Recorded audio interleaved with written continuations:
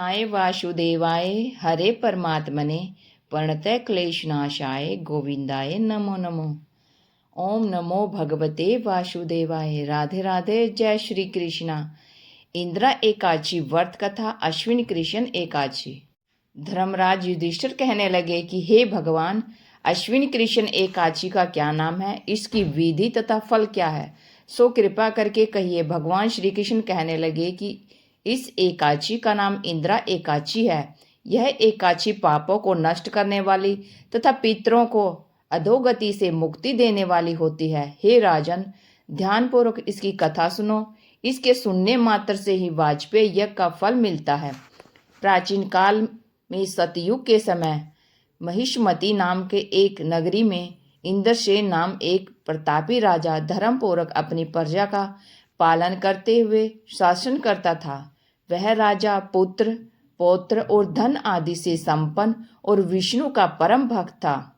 एक दिन जब राजा सुखपूर्वक अपनी सभा में बैठा था तो आकाश मार्ग से महर्षि नारद उतरकर उनकी सभा में आए। राजा उन्हें देखते ही हाथ जोड़कर खड़ा हो गया और विधि पूर्वक आसन व अर्घ दिया। सुख से बैठाकर मुनि ने राजा से पूछा कि हे राजन, आपके सातों अंग कुशल पूर्वक तो हैं, तुम्हारी बुद्धि धर्म में और तुम्हारे मन विष्णु भक्ति में तो रहता है। देवश्री नारद की ऐसी बातें सुनकर राजा ने कहा, हे महर्षि, आपकी कृपा से मेरे राज्य में सब कुशल है तथा मेरे यहाँ यज्ञ कर्म आदि सुकृत हो रहे हैं। आप कृपा करके अपने आगमन का कारण कहिए। तब ऋषि कहने लगे कि हे राजन, आप आश्चर्य देने वाले मेरे वचनों को सुने। मैं एक समय ब्रह्मलोक से यमलोक को गया। वहां श्रद्धापूर्वक यमराज से पूजित होकर मैंने धर्मशील और सत्यवान धर्मराज की प्रशंसा की। उसी यमराज की सभा में महान ज्ञानी और धर्मात्मा तुम्हारे पिता को एकादशी का व्रत भंग होने के कारण देखा। उन्होंने संदेशा दिया, सो मैं तुम्हें कहता हूँ। उन्होंने कहा कि पूर्व जन्म में कोई विघ्न हो जाने के कारण मैं यमराज के निकट रह रहा हूँ। सो हे पुत्र, यदि तुम अश्विन कृष्ण एकादशी इंदिरा एकादशी का व्रत मेरे निमित्त होकर तो मुझे स्वर्ग की प्राप्ति हो सकती है। इतना सुनकर राजा कहने लगे कि हे महर्षि, आप इस व्रत की विधि मुझसे कहिए। नारद जी कहने लगे, अश्विन माह की कृष्ण पक्ष की दशमी के दिन प्रातःकाल श्रद्धापूर्वक स्नान आदि से निवृत्त होकर पुनः दोपहर को नदी आदि में जाकर स्नान करें। फिर श्रद्धापूर्वक पितरों का श्राद्ध करें और एक बार भोजन करें। प्रातःकाल होने पर एकादशी के दिन दातुन आदि करके स्नान करें। फिर व्रत के नियमों को भक्तिपूर्वक ग्रहण करता हुआ प्रतिज्ञा करे कि मैं आज संपूर्ण भोगों को त्याग कर निराहार एकादशी का व्रत करूंगा। हे अच्युत, हे पुंडरीकाक्ष, मैं आपकी शरण में हूँ, आप मेरी रक्षा कीजिए। इस प्रकार नियम पूर्वक शालिग्राम की मूर्ति के आगे विधि पूर्वक श्रद्धा करके योग्य ब्राह्मणों को फलहार का भोजन कराएं और दक्षिणा दे। पितरों के श्राद्ध से जो बच जाए उसको सूंघकर गौ को दे तथा धूप दीप गंध पुष्प नैवेद्य आदि सब सामग्री से ऋषिकेश भगवान का पूजन करें। रात में भगवान के निकट जागरण करें। इसके पश्चात द्वादशी के दिन प्रातःकाल होने पर भगवान का पूजन करके ब्राह्मणों को भोजन कराएं।